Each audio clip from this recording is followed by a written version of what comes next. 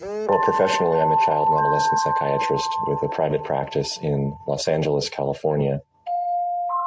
I wrote a book called United States of Fear: How America Fell Victim to a Mass Delusional Psychosis. You've worked with countless children and families through the years. How has it changed your opinion regarding the public school system? I would have said 2 or 3 years ago, there are good public schools and there are bad public schools. Find a good one and send your kid to it. Don't waste your money on private. I have now begun to tell parents for the first time in my career, in the last year, take your children out of school. The government school system is not only a failure, it is irredeemable. The school system is controlled, utterly controlled, by teachers' unions and advocates, meaning those who go into the schools to proselytize their political ideology on your children. They have no other purpose, no other function, and they have taken over entirely. We would be better off if all Americans pulled their kids out of the government schools and either did homeschooling or built their own schools in their local communities. That would cause the corrupt, rotten, termite-infested structure to finally collapse on its own weight, and then we could rebuild on a local level from the ground up. I can hardly believe I'm saying that now, because just 2 or 3 years ago, I would have thought that that is extreme, ridiculous, and unnecessary. I believe not only is it possible, it is actually requisite now for Americans to do that. But you have to place your children first. You're going to have to give something up, something, in order to protect your child's growth and future. And so that's really the question, fundamentally. It's not, is the school good? Is the school bad? The school's bad. It's just bad. The real question is, what are you willing as a parent to invest in and to sacrifice to make sure that your child has every opportunity to succeed? Do you want to be a real parent or not? And I know that's a blunt and direct question, but that is the real question. And that's the question you have to ask yourself. And in terms of university? Don't bother. Generally speaking, the university is a cesspool. It is a moral wasteland. It is an indoctrination camp. If you send your child to a university for any reason other than to get a degree in STEM, science, technology, engineering, mathematics, or to prepare for medical school, law school, professional school, and even then I think it's probably not a good idea. But putting that aside, any other purpose of going to an undergraduate university will turn out your child to a worse person at the end than he or she was at the outset. Your child will leave that university believing that America is a hateful, racist country, that men are sexual predators, that women are abused victims of toxic masculinity, and that the only people that deserve to get a leg up are the marginalized classes. That is such a sick, perverse, destructive philosophy to force feed a young, naive, uninformed brain of a 17 or 18-year-old for 4 years, that there may be no way to correct that after 4 years. You will have literally sent your child into a cult that severs all ties from you for 4 years, and then have him or her come back to you and very likely hate you and hate everything that you stand for. You are throwing your children to the wolves if you send them to a university. There is no point in doing it. Just stop. If your child insists, send your child with support to a internship program for job training, to a trade school even. Trade schools are fantastic ways to learn the ways of the world and how things really function. Even if that person doesn't want to go into the trade eventually, it creates a strong foundation for acknowledging and accepting reality, and accepting that the world doesn't spin the way that you wish it does. It just spins because it does. And then you will become largely inoculated to the propagandizing, the lies, the misinformation, all of the destruction that we're being force-fed through media and government schools and universities. That's the way to go. It's not by kicking your kid from government school into university thinking, well, at the university level, things will get better. They only get worse the higher up you go.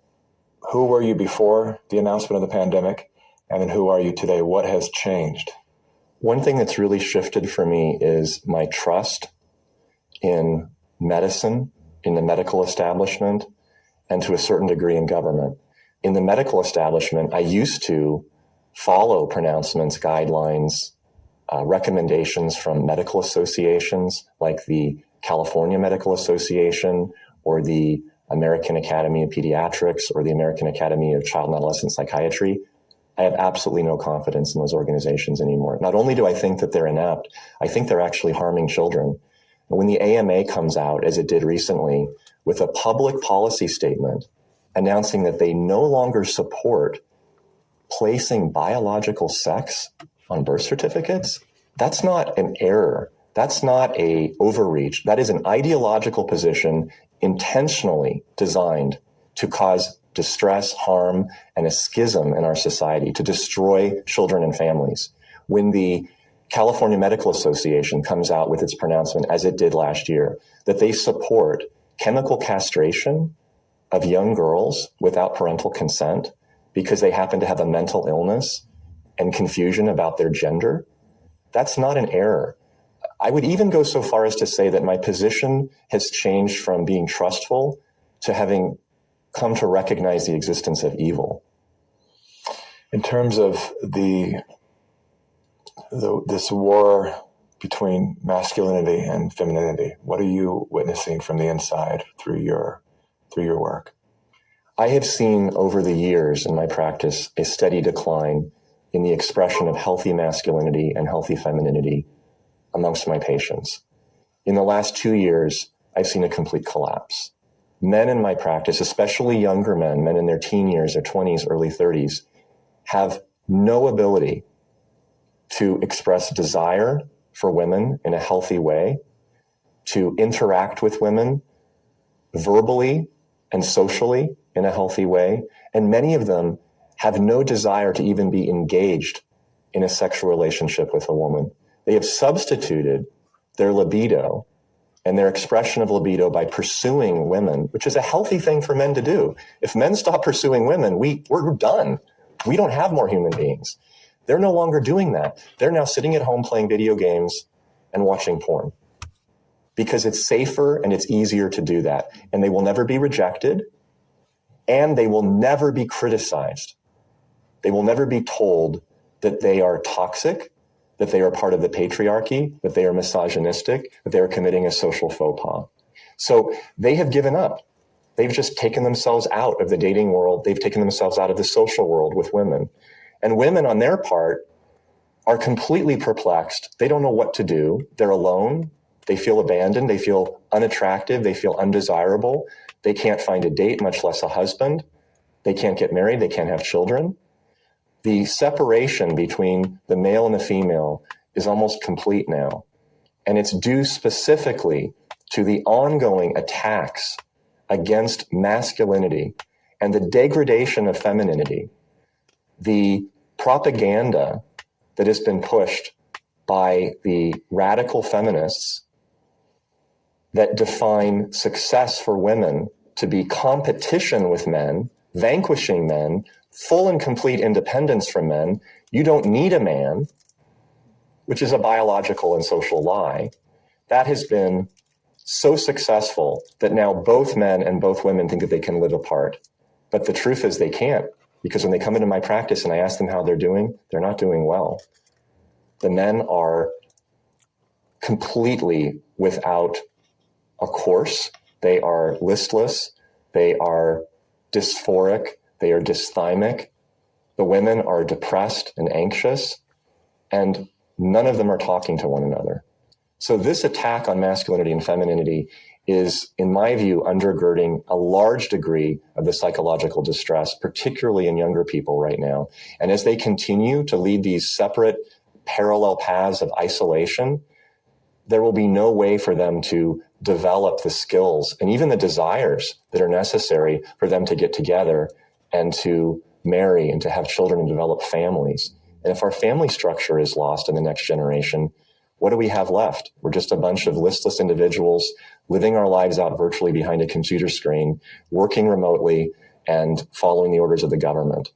That, to me, is a very, very dystopian future. Is this by design? And if so, to what end?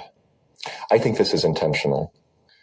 And I think that because it is so antithetical to humanity, to biology, to social norms that have proven to be successful for centuries, it can't be an error.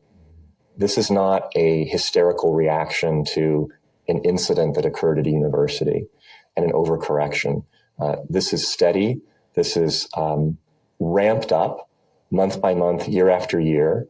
And I believe that the end point, the goal, is really to create a chaotic, dysfunctional, non-family, non-community-based society that is so dependent on others. And I don't mean parents, I don't mean community, I mean others like government figures, like corporations, like media organizations, that there's never going to be any reason for those in power to worry about losing their status. They have developed essentially a monopoly now. We don't rely on our government, at least not historically, for telling us what pronouns to use, for what medications to take, for what textbooks should be used in our schools, but we're allowing all of that. And that is a direct result of this concerted effort to strip away interpersonal connections. Once you kill the male-female connection, everything else is easy. Then you can take away the kids from the parents. You can take away the neighbors, the grandparents. Pretty soon, everybody is just living in little isolated chambers. And then it's very easy to control people. This technique has been used in the 20th century by every totalitarian regime. China, for example, shaved the heads of women, put them all in unattractive asexual clothes, did the same thing for the men. They asexualized the population so that there's no more desire, no more bipolarity of male and female. Everybody looks like an automaton, a reproduction of the state. And then what do? Rather than turning towards one another, they turn towards the state. That's what's going on. That's the plan. That's where we're headed.